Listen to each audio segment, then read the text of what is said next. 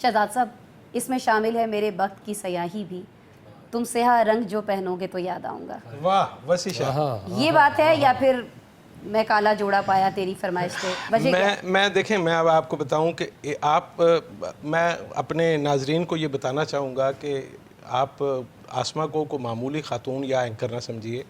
ये गुफ्तगू में बड़ी बारीकी से कुछ ऐसी बातें कह जाती हैं जो सुनने वालों के ऊपर से गुजर जाती हैं, लेकिन कई लोगों के दिल पे लगती है। मसलन अब जवाद फैज़ी साहब को आपने कहा सीनियर तरीन, यानी यूँ लगता है जैसे आदम अलैहिस्सलाम से पहले की कोई बात आप कर रही हैं, और जवाद फैज़ी पता नहीं कागज़ की बनने से पहले के यहाँ पर साफ़ी लगे हुए हैं। तो ऐसी बात पैनल की बात करी, काशिफ रफ़ीक की आपने बात की, आपने कहा जी हमेशा की तरह काशिफ रफ़ीक और वो सज बन के आए हैं जैसे सिर्फ उनकी ईद है।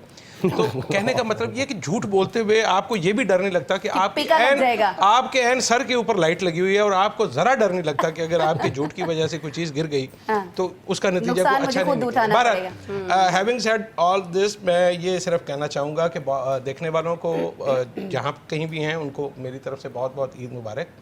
और वो लोग जो इस ईद पे हमारे साथ नहीं हैं, हम उनको याद भी कर रहे हैं और उनके लिए दुआ भी करते हैं, दुआगो भी हैं जी। लेकिन मैं समझता ये हूँ कि ये जवाद ने कहा कि शैतान जो है वो वापस आ गया है, तो बहुत सारे लोगों का तबसरा तो ये है कि पाकिस्तान के हालात इतने ख़राब हैं कि शायद शैतान भी वापस नहीं आएगा। वो कहेगा मैं जहाँ हूँ मैं वहीं पे ठीक हूँ।